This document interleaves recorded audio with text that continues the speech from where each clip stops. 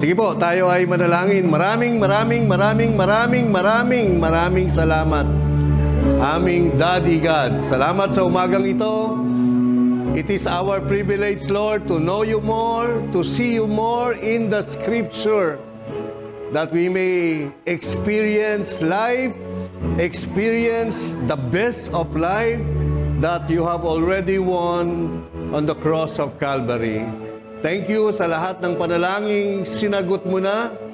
Thank you sa mga himalang tatanggapin na namin at tinanggap na. It will just manifest this morning. Lord, pagpadala ka ng mga manggagawa sa mga lugar, sa mga kaibigan, sa mga kapatid, sa mga kakilala namin, para bago mahuli ang lahat ng ito'y makasama namin sa iyong muling pagbabalik. Salamat po, ito ang aming dalangin. Sa pangalan ni Jesus, ang lahat ay magsabi ng Amen. Sinabi ko yung nandyan sa likod, pumunta kayo dito sa harap. Pumunta kayo dito sa harap. Habang madami ho yung wala, punta ho kayo sa harap. At yung mga darating pa, saka kayo lumipat sa likod. Yan. Okay, are you ready? Sige, let's meditate. Ayaw gumalaw, Kenneth. So ako po ay nakikiusap sa inyo. Every time na nakikinig kayo, balik-balikan nyo ho para talagang malagay sa kaluluwan nyo, sa espiritu nyo ang mga katotohanan na ating mga binubulay. So, sabay-sabay. 1, 2, 3. Jesus Christ in the Scriptures. Part 3. So, we're trying to journey you. Tayo ho ay magbabiyahe mula sa Lumang Tipan. 39 na libro yan. So, bawat isang libro, hahanapin natin si Jesus. So, kukuha lang ho ako ng isa, dalawa, tapos dadalhin natin sa Bagong Tipan. So, tayo ay nasa part 3. The more we see Jesus, the more we see ourselves. The more we see Jesus, the more we experience His blessing to us. So, importante ho yan. So, this is part 3.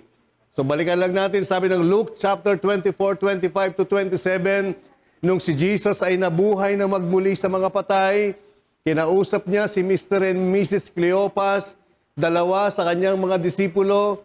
Hindi lang ho yung 12, napakadami hong mga disciples ni Jesus.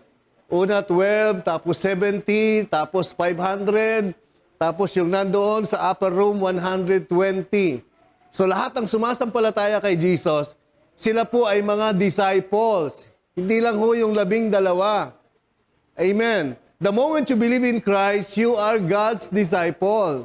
Huwag niyo hong gutumin yung sarili niyo. Huwag niyo sabihin, ako attendis lang, ako ganito lang. Huwag po. When we become a believer of Christ, we are disciples of Christ. So sinabi sa kanila ni Jesus, kaya hangal ninyo, kay kukupad ninyong maniwala sa lahat ng sinasabi ng mga propeta. So si Jesus nabuhay na sa mga patay. Sabi niya dito kay Mr. and Mrs. Cleopas, hindi ba't kailangan ang Kristo ay magtiis ng lahat ng ito? Ano yung pagtiis? Na siya ay magsasakripisyo, na siya ay ipapako sa krus, pagkatapos siya ay lilibing, pagkatapos ng 3 araw, siya ay mabubuhay na muli. Ito yung mga sinabi ng mga propeta. Amen. Amen po ba? Sabi ng verse 27, at ipiniliwanag ni Jesus, o galing po sa Griegong salita, diarmenoa, to interpret fully. Para ma-interpret, maipaliwanag ng mabuti, ipaliwanag ng mabuting-mabuti yung kasulatan, kailangan hanapin mo si Jesus doon sa kasulatan. Kaya sabi ni Jesus sa kanila, kaya hahangal ninyo ang hihina ng mga isip ninyo para maniwala sa mga sinulat ng mga propeta.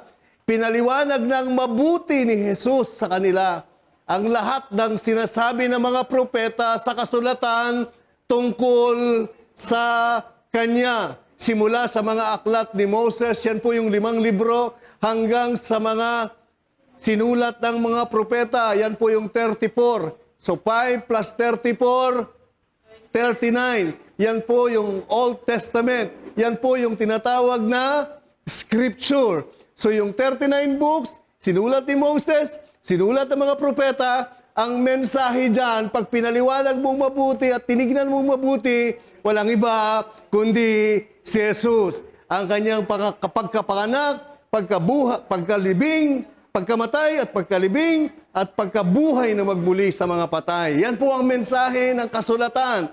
Yan po ang mensahe ni Moises, Genesis to Deuteronomy.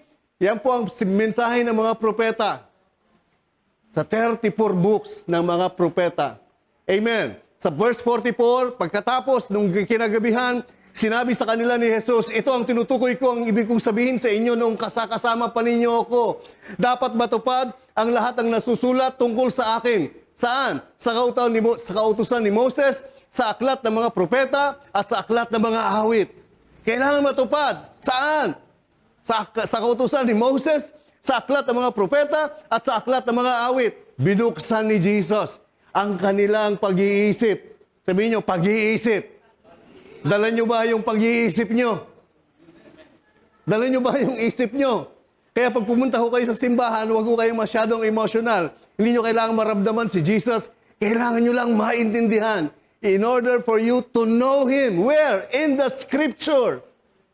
Kaya pare-parehas lahat tayo. Hindi walang special revelation, walang special appearance, walang special vision. Dapat tayo lahat makilala natin si Jesus sa Scripture. Amen. Kasi kung makikilala natin si Jesus, nakita natin siya sa panaginip, nakita natin siya sa vision, sino mananalo sa kaila Pedro? Sino mananalo kaila Mateo? Kasi nakita nila in person. Nahawakan nila. Nakakakain kasama nila. Natulog kasama nila. Wala tayong panalo. Pero gusto ng Panginoong Hesus, makita natin siya sa Scripture. Sa mga aklat ni Moses, sa aklat ng mga propeta, at sa aklat ng mga awit. Kaya binuksan ni Jesus ang kanilang pag-iisip upang maunawaan nila ang mga kasulatan. Tingin po kayo sa akin. Maunawaan mo lang yung kasulatan, yung 39 books, pag nakita mo si Jesus doon. Pero pag hindi mo nakita si Jesus doon, hindi mo pa nauunawaan yung kasulatan. Pag nakikita mo pa yung mga gagawin mo, pag nakikita mo pa ang mga kasalanan mo, pag nakikita mo pa ang mga pagkukulang mo, nakikita mo pa ang dapat na magpakabanal ka, hindi mo pa nakikita si Jesus. Hindi ka pa nagbasa. Basahin mo pa rin. Amen. Sabi ng 47, sinabi sa kanila ni Jesus, si Jesus na nabuhay na magbuli ito ganito ang nasusulat sa aklat ni Moses, sa aklat ng mga propeta, at sa mga awit. Basahin nyo, sabay-sabay, ito raw yung nasusulat. Tingin, sa aklat ni Moises, Genesis to Deuteronomy, sa aklat ng mga propeta, yung 34 books, ito daw po yung nasusulat. Basa!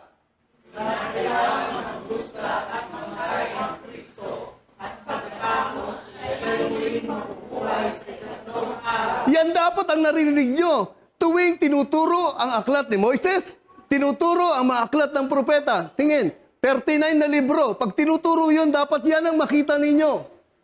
Yan ang marinig ninyo. Pag hindi yan ang narinig ninyo,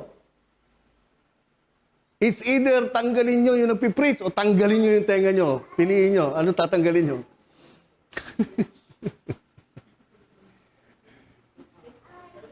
Naintindihan nyo ba? Alam po ninyo, nung nag-uumpisa akong pastor, wala kang nagturo sa akin yan. Sana naturuan ako ng tama para hindi kung ano-ano yung sinasabi ko. Sa kanyang pangalan, dito, sa mga tinuro ng mga propeta, sa mga tinuro ng batas ni Moses, na si Kristo patungkol sa kanya, na siya ay mamamatay, pagkatapos siya ay ililibing at muling mabubuhay sa ikatlong araw. Sa kanyang pangalan at pagsisisi at kapatawaran ng mga kasalanan ay dapat ipangaral sa lahat ng mga bansa magmula sa Jerusalem. So kaninong pangalan? Pangalan ni Jesus. Sa pangalan ni Jesus, na mensahe ng mga propeta, mensahe ng mga aklat ni Moses, mensahe ng mga awit, Yung kanyang kamatayan, pagkapako sa krus, pagkalibing, at pagkataas ng 3 araw, pagkabuhay na muli. Itong pangalang Jesus na to, pag sinampalatayaan, patatawarin ang ating mga kasalanan. Amen ba? Amen. So, kaya sabi ni John, sinusulat ni John, yung experience niya na nandun si Jesus, kinausap ni Jesus ang mga religious leader, mga Pharisees, mga Sadducees, mga kilalang religious leader sa panahon nila Jesus. Sabi ni Jesus, binabasa nyo ang kasulatan. Sinasaliksik nyo yung kasulatan. Tingin po kayo. Sinasaliksik nyo yung kautusan ni Moses. Sinasaliksik nyo ang mga sinulat ng mga propeta at ng mga awit. Because for in them you think you have eternal life, sabi ni Jesus. These are they which testifies of me. Tingin po kayo. Tingin po kayo, yung si Jesus, hindi po ink o paper. Yung 39 books, ink and paper. Yung ink and paper, nagkatawang tao. Tingin, yung ink, yung paper, yung letters, nagkatawang tao. Amen. So yung ink, yung papers, yung letters na sinasabi ng mga propeta, sinusulat ni Moises at ng mga awit, nagkatawang tao. This ink, paper, letters testify of me. You search the ink, the letters. You read, you search the scripture, you read the papers, the ink, the letters. But the letters, the ink, the papers, this is me. The ink, the papers, the letters, the book is now a person. Kita niyo yan?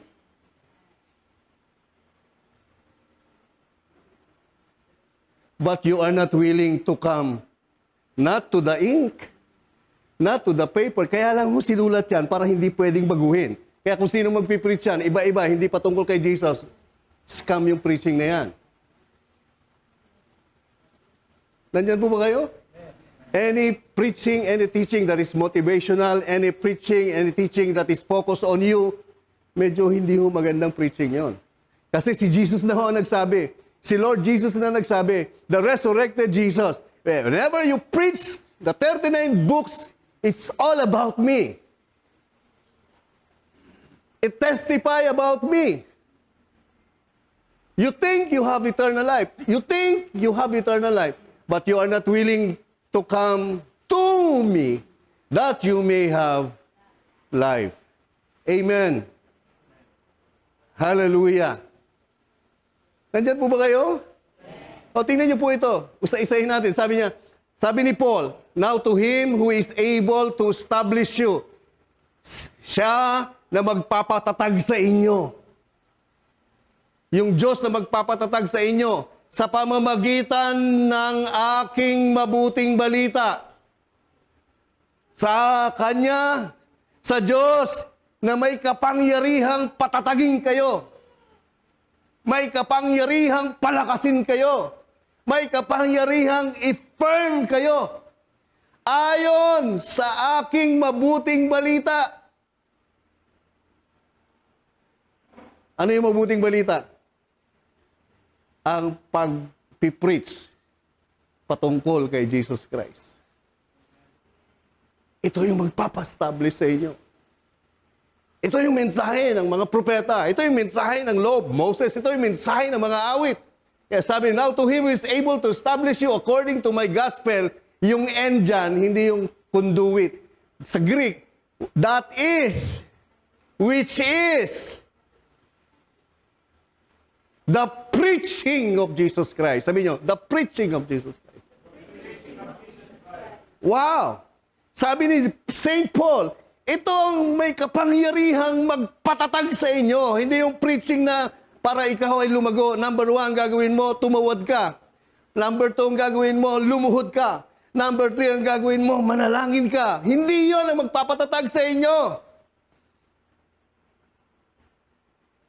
Para tumatag ka, number 2, mag-ayuno ka. Number 3, umakyat ka ng bundok. magkaroon ka ng fellowship sa Diyos one-on-one. Hindi ho yun. Sabi ni St. Paul, now to Him who is God, who has power to establish you, to make you firm, to make you strong, according to my gospel. What is the gospel of Paul? The gospel of Paul is Christ's death, burial, and resurrection according to the scripture. Sabi niya, according to my gospel, which is, that is, the preaching of Jesus Christ. The preaching of Jesus Christ. The preaching of Christ, death, burial, and resurrection. This is the gospel that will make you establish, that will make you firm, that will make you strong, that will make you robust. Amen. Hallelujah. According to the revelation of the mystery kept secret since the world began. Tandaan nyo yan, ha? According to the revelation of the mystery kept secret since the world began. Ang ibig sabihin ng revelation, apokalupto. Mystery dyan, yung scripture, yung 39 books. Doon sa 39 books, mystery si Jesus. His types, shadows, promises, prophecies, parables, metaphor, mystery. But now, He is the revelation. Amen.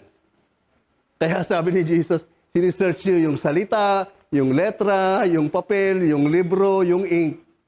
Para kala nyo, mayroon kayong buhay na walang hanggan dyan. Pero ito na yung letter, ito na yung ink, ito na yung papel, ito na yung libro, nakatayo ko sa inyo. Yan, yung mga sinisearch nyo, nagpapatotoo sa akin, ito na ako. Pero ayaw nyo lumapit sa akin. Mga kapatid, that's how the way you preach it. That's how the way you explain it. Kaya lang nasulat yan para walang pwedeng mandoktor dyan. Hindi mo kayang doktor-doktorin yan. Amen. O, tingnan niyo po ito. Sa Matthew 12:26, ngunit tungkol sa mga patay na sila'y muling bubuhayan, tingnan natin yung pangalang, yung ibig sabihin ng aklat. Tingnan niyo po ito. Hindi ba ninyo nabasa sa aklat?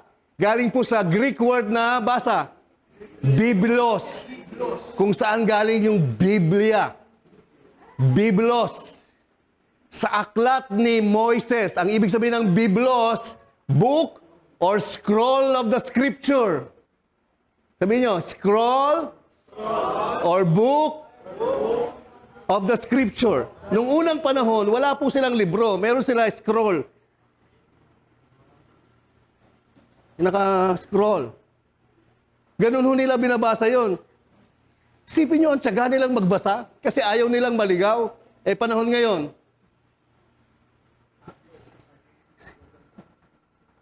Isipin mo ilang libo, thousand sa scroll. Ngayon sa atin, isang ganito lang. Oh.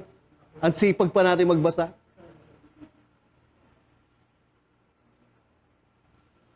Tapos gusto natin maranasan lahat yung hindi mo nga alam.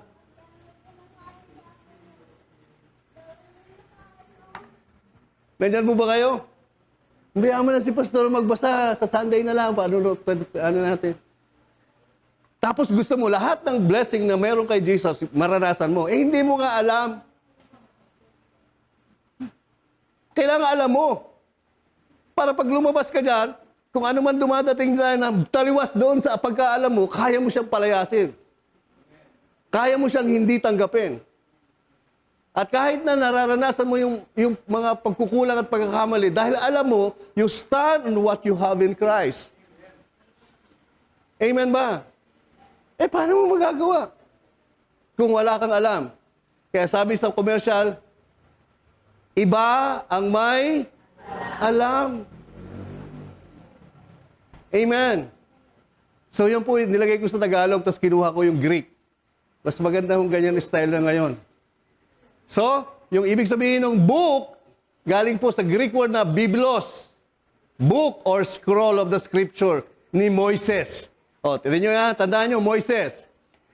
Gayong si David mismo ang nagsabi sa aklat, book, biblos, or scroll of the scripture ng mga awit. Tingin po kayo sa akin. Di ba sabi ni Jesus, kailangan matupad ang lahat ng nasasaad sa akin, sa susulat sa akin, sa aklat ni Moises, mga propeta, at mga awit. Yung awit ngayon, pang-asar na. Ano, punta tayo doon. Awit! The Psalms. Amen. Oh, you want more? So, ano na yung na-discover natin?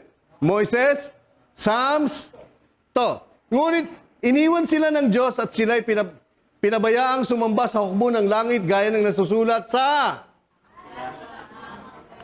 Biblos. Biblos. Book or scroll of the scripture.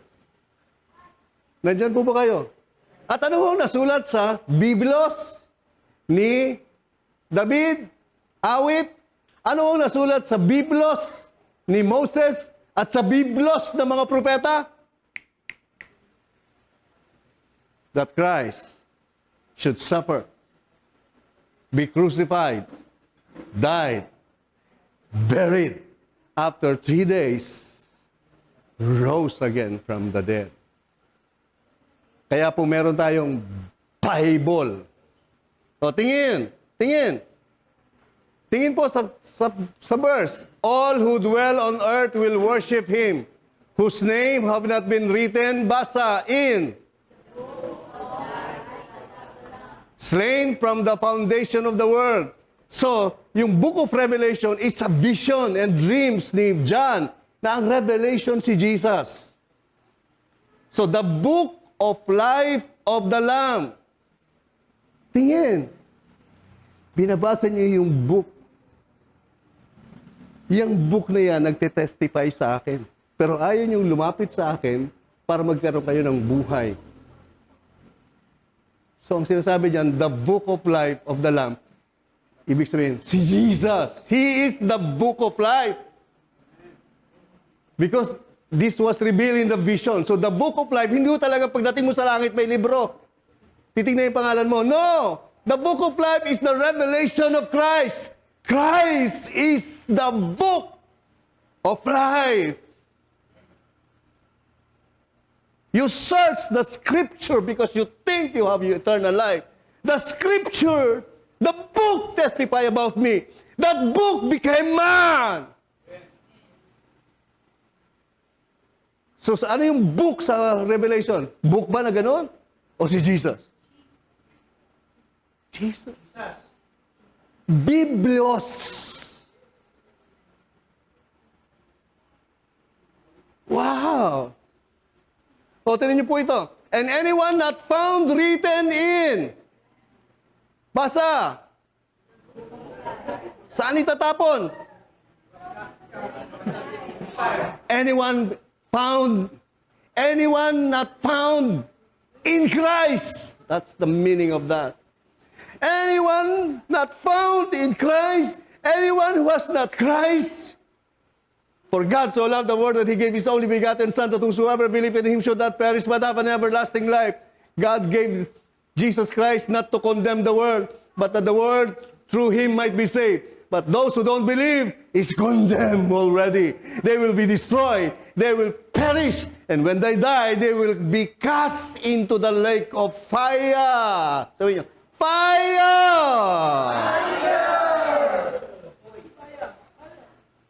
So who's the book of life?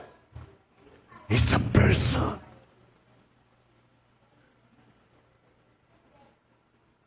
Woo! Beautiful, isn't it? Yung libro ng buhay ay si Kristo Jesus. Ano bang libro? Ano bang libro na may buhay? Because that's a vision. So if God is speaking there, Jesus is the message of the Scripture. Pinakita ko sa inyo, Biblos, Biblos, biblos. Biblos.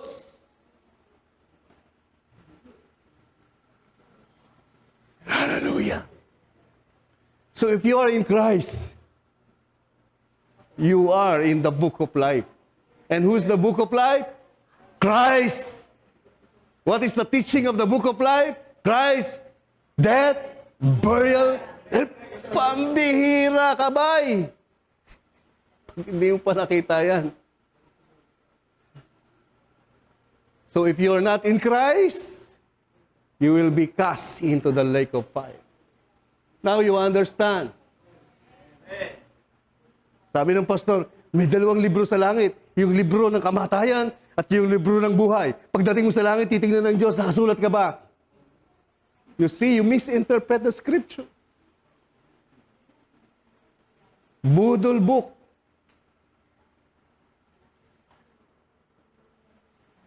Are you blessed? Yeah. Pwede mo ba natin pakalakpakan si Jesus? Hindi ako natutuwa sa inyo.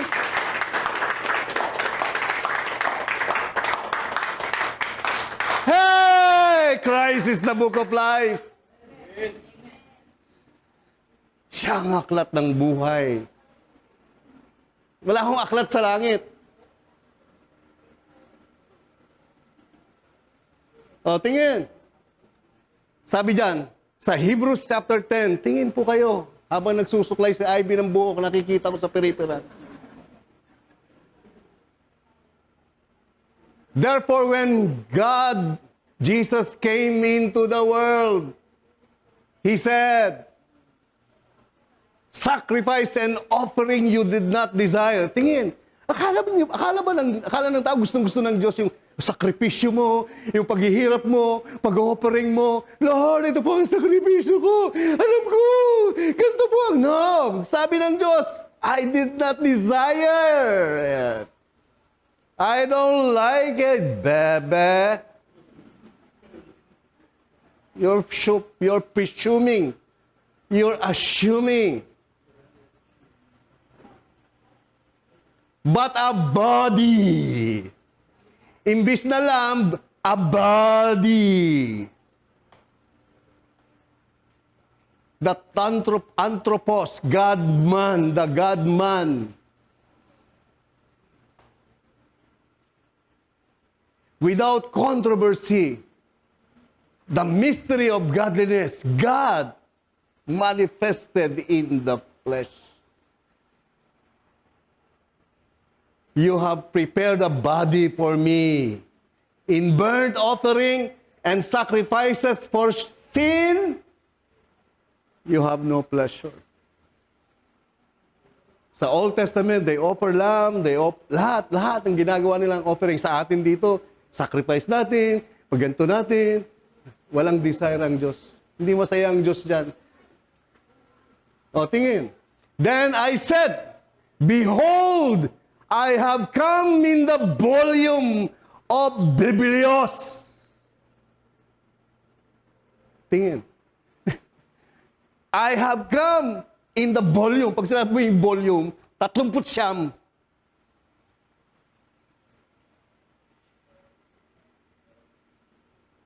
It is written of me. Wow. Masasabi mo bang volume kung isa lang? Pag madami, volume, parang Encyclopedia Britannica. Right? Volume yun. Sabi ng writer ng Hebrews, sabi ng Diyos, I have come in the volume of the Scripture. It is written of me, the law of Moses, the prophets, and the Psalms, to do your will. Anong will ng Diyos? Na yung Diyos, magkakatawang tao, ipapanganak ng birhen, kukunin ang lahat ng kasalanan ng tao, babayaran at ipapako sa krus. Pagkatapos, ang kabayaran ng kasalanan ay kamatayan, siya'y ililibing. Pagkatapos ng 3 araw, nabuhay na magbuli para ideklara ang lahat na sumasampalataya sa Kanya, matuwid at pinatawad sa lahat ng mga kasalanan. Amen.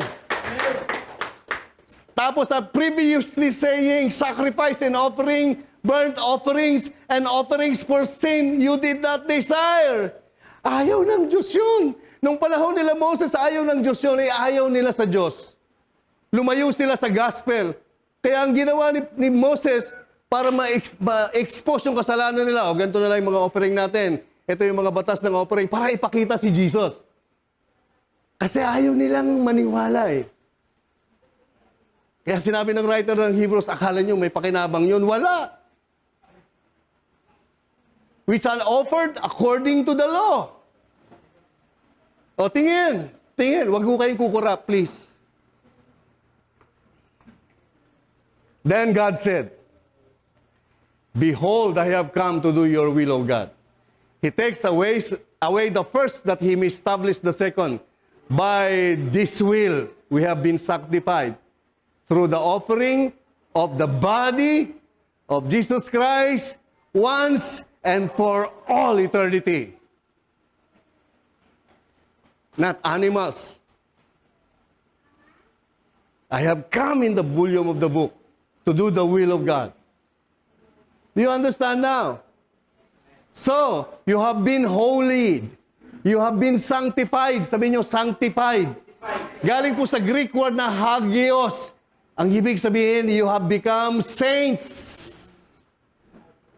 Santo, santo, santo, na makapangyarihan, na pupuno ang langit at lupa ng kalwalhatian mo. Ulit. Santo, santo, santo, Panginoong Diyos na makapangyarihan, na pupuno ang langit at lupa ng kalwalhatian mo. Hosana sa kaitaasan.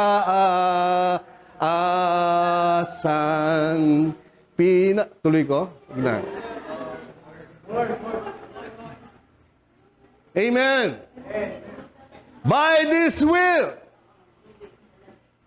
I have come in the volume of the book to make you holy, to make you sanctified by the offering of my body, which is the body of Jesus Christ, once and for all eternity. Amen. Sabihin nyo, I am sanctified. I am holy. I am saints. Mga kapatid, it's not dependent on what you do, on what you have done.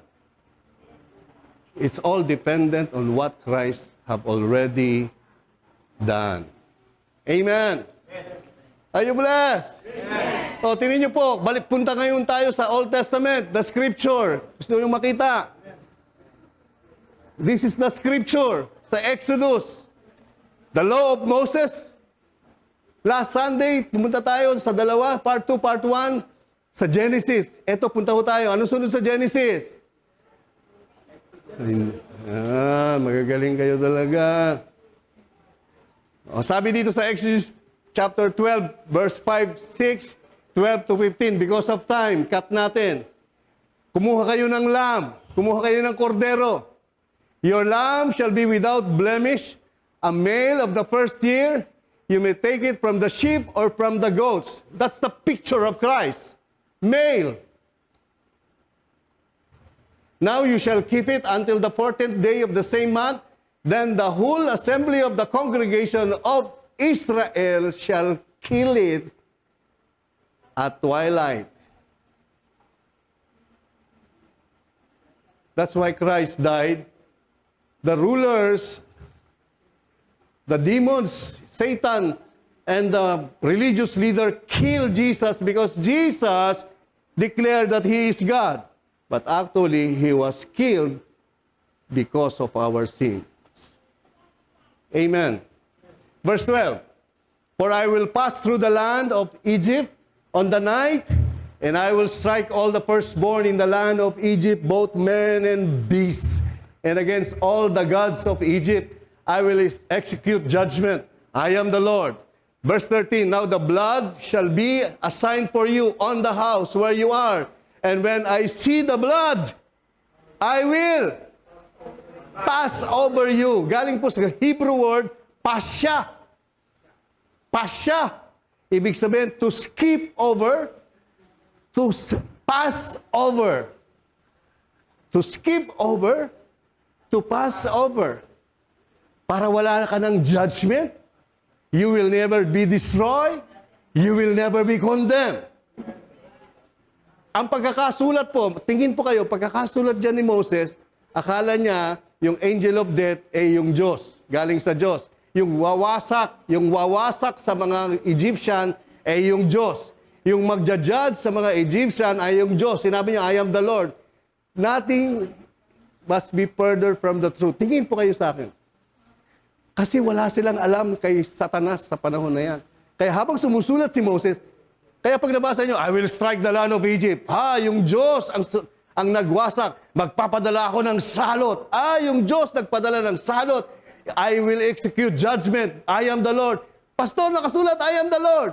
Well, that's the presumption of Moses. What is the New Testament revealed? Who judged the people? Who struck the people? Who made this plague? And people are dead. Palagay yung sino? Yung Diyos ba? Ang papel lang ho ng Diyos is to pass over. It's in the blood.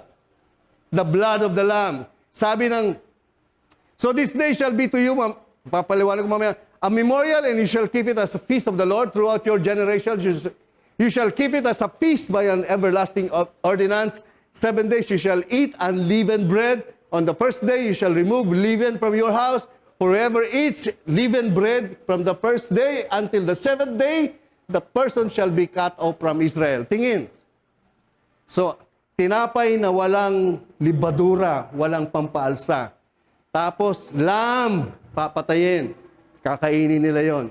The lamb and the unleavened bread is the picture of Christ. Death, burial, and resurrection. Amen. Kasi yung harina, pag nasa puno pa yan, buhay pa yan. So, kukunin mo, papatayin mo. Susugbahin mo. Tapos kakainin mo. Picture of Christ's death, burial, and resurrection. The Exodus is the scripture. It's Christ's book. O, tingin po kayo. Patawirin natin after the resurrection. Sabi dyan, by faith, Moses kept the Passover. Sabi niyo, Passover. And the sprinkling of the blood. Basa, yung kulay pink. 1, 2, 3. So who destroyed the firstborn? The devil. Who brought the plague? The devil. Who killed the people there? The devil. Because God, hindi siya pumapatay. Hindi siya nagbibigay ng sakit. Hindi siya nagbibigay ng salot. Amen po ba? Hindi siya nagbibigay ng aksidente. Kaya wag na wag kayo mag-pray, Lord, turuan mo nga siya ng leksyon. Hayaan mo nga minsan mabanggayan. You don't know what you're praying for. Pag nangyari yun, sasabihin mo, si Lord ang nagbigay. Pero pinakinggan ka ng Satanas. Pag namatay yun, ang nakinig sa si Satanas ang nakinig sa'yo. God is life. God is eternal life. Amen? So, sino yung nagwasak doon? The devil. Kaya Moses kept the Passover. It's the picture of we are in the Passover. Who is the Passover? Jesus. When we believe the gospel, we are in the Passover. Tignan niyo po ito. Mark 14 verse 12. Remember, disciples, volunteers, I teach you to cross over, to interpret. This is how you do it. Now, on the first day of, basa, unleavened bread, when they killed the Pascha, or to spare lamb. Remember Exodus 12? Unleavened bread, Passover? It's the picture of Christ. Kaya tinanong ni Jesus yung kanyang mga disciple.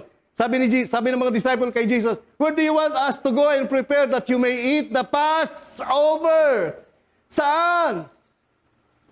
Kasi it's a memorial feast. Pista yan. Gagawin nila. Pero in reality, si Jesus ang gagawa. Amen po ba? Ganyan yung pamahiin nila. That's the picture of Christ. Tingnan niyo po ito. Matthew 26:28. As they were eating, Jesus took bread, the unleavened bread, blessed it and broke it, and gave it to the disciples. Take it! This unleavened bread is my body. Then he took the cup and gave thanks and gave it to them, saying, drink from it, all of you. For this is the blood that was put on the doorpost of the new covenant, which is shed for many, for the forgiveness of sins. Amen. Sa Old Testament is their protection. Sa New Testament is our life, forgiveness, and eternal life.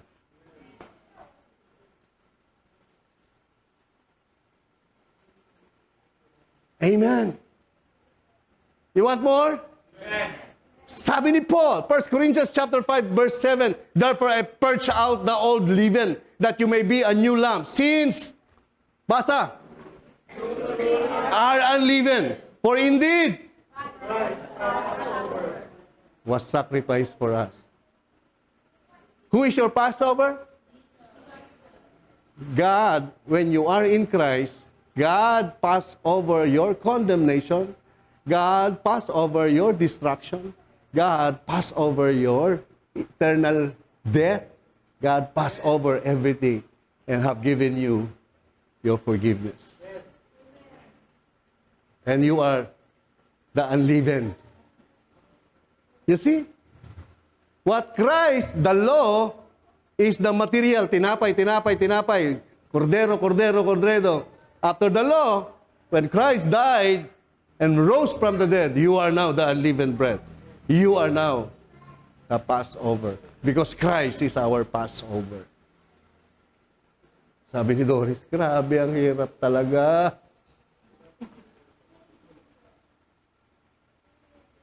Remember crossover?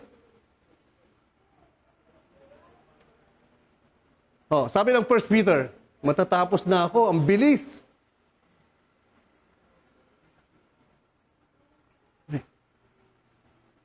Kaya nung nilagay po yung dugo sa hamba, it's the picture of Christ's death, burial, and resurrection. It's the picture of the gospel. Sabi ho ng 1 John chapter 1, verse 7, if you walk in the light, as God is in the light, the blood of Jesus Christ, the Lamb, cleanses you from all your sins. Amen? The Lamb. So yung picture ng protection nila, picture ng protection natin from death, from eternal death, and our forgiveness, our life, and eternal life. Of course, protection from any works of the devil amongst us. Amen ba? Kaya pag nakikita, yung mga demonyo ho, espiritu yun, hindi natin nakikita, pero pag nakikita nila si Jesus sa'yo.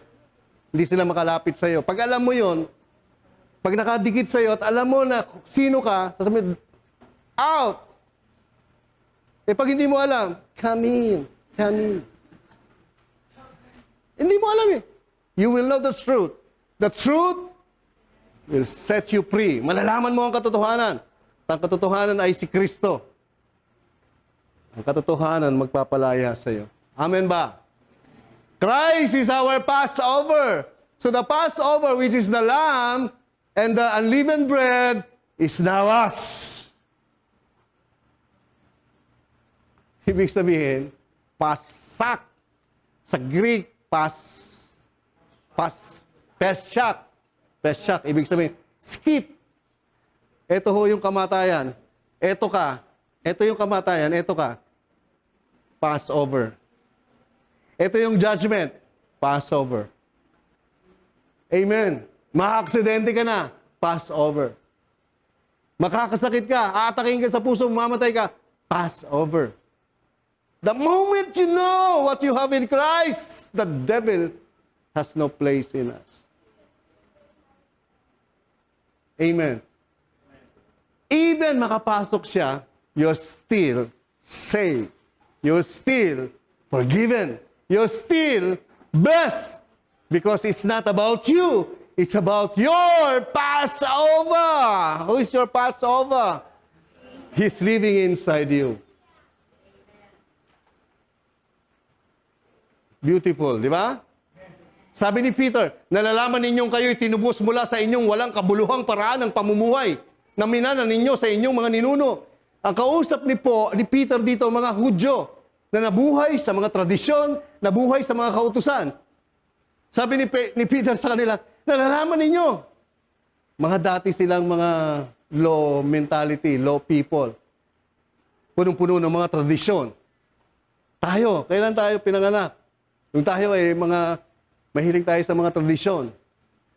Kaya sabi ni Peter, nalalaman ninyo kayong tinubos mula sa inyong mga walang kabuluhang paraan ng pamumuhay na minanan ninyo sa inyong mga ninuno.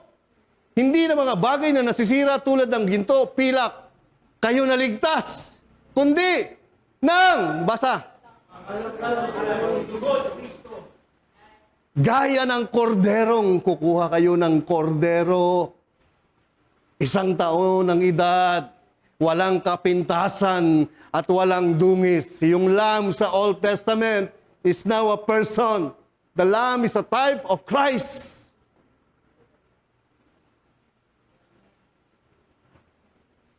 Kordero, walang kapintasan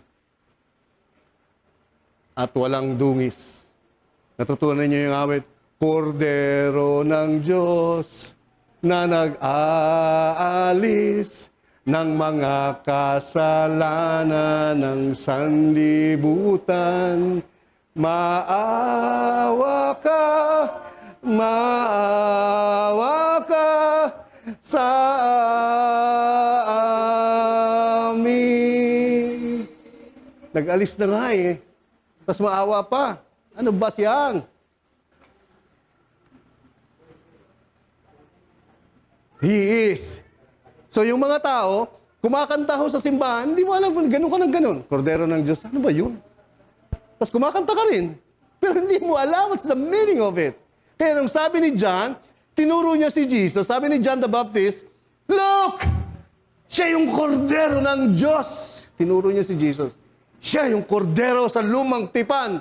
Siya yung goat, kambing. Siya yung tupa. Siya yung Diyos nagkatawang tao. Isipin mo. Kaya ano yung scripture ni John? Exodus.